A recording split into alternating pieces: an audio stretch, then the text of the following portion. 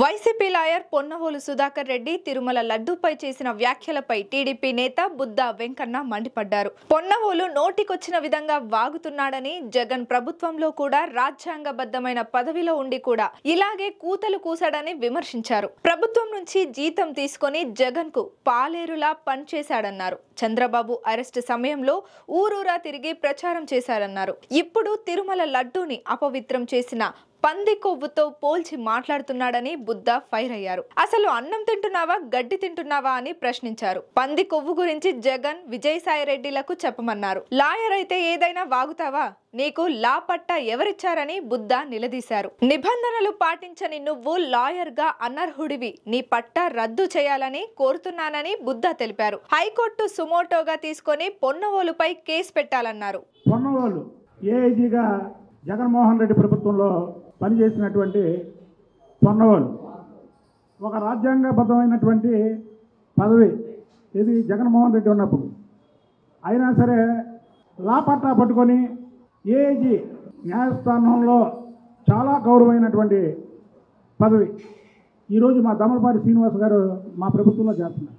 రాజ్యాంగబద్ధమైనటువంటి పదవిలో ఉండి ప్రజల సొమ్ము జీతంగా తీసుకొని చంద్రబాబు నాయుడు గారిని అరెస్ట్ చేసినప్పుడు ఒక వైసీపీ కార్యకర్త కూడా మాట్లాడలేనటువంటి మాటలు మాట్లాడాడు ఈ పొన్నవోలు.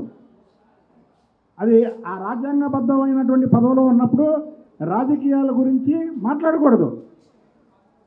ఇలాంటి పొన్నవోలు లాంటి అవగాహన లేనటువంటి లాయర్లు ఇచ్చిన సలహాతోనే చంద్రబాబు నాయుడు గారి మీద లేనిపోని కేసు పెడితే ఏమైందో చూశారు కదా.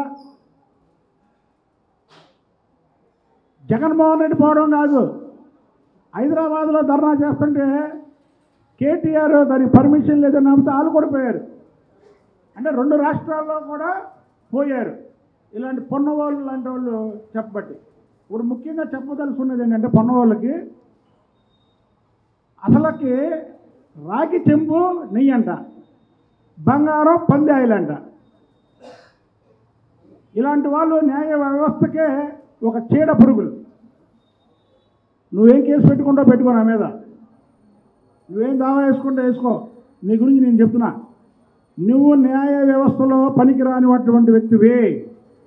నువ్వు న్యాయ వ్యవస్థలో పనికిరావని ఏఐజీగా ఉన్నప్పుడే తేలిపోయింది. నువ్వు రాజకీయాలు మాట్లాడబట్టి ఇవాళ ఏదైతే పంది కొవ్వు బంగారంతో పోల్చేవో 100కి 100% తిరుపతి టీటీడీ దేవస్థానంలో లడ్డూలో పంది కొవ్వు కలిపినట్టే. ఎందుకంటే నువ్వు దాన్ని బంగారంతో పోలుస్తున్నావు. నువ్వు నిన్నెవడో అడిగాడు రేటు. పంది కొవ్వు అంట 1400 అంట, ఆవు నెయ్యి అంట 340 రూపాయలంట. నీకెవరిచ్చారు అసలు లాపట్ట? పంది కొవ్వు $1.4 అంటే నీకు మన కరెన్సీలో 140 రూపాయలు. 140 రూపాయలు అయితే సున్నా పెట్టాడు పక్కన 1400.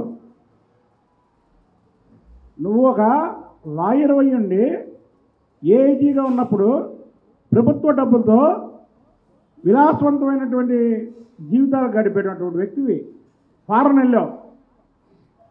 వెళ్ళి జగన్మోహన్ రెడ్డికి మొత్తం సలహాలు ఇచ్చావు.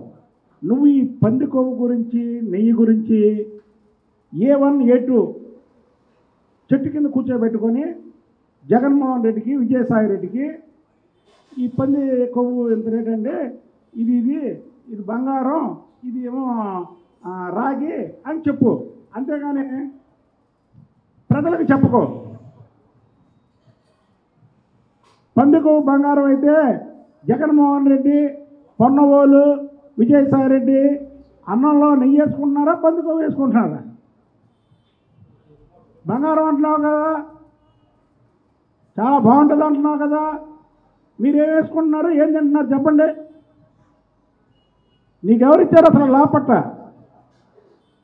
అంటే లాయర్ అయితే ఏదైనా మాట్లాడచ్చు అనుకుంటున్నావా?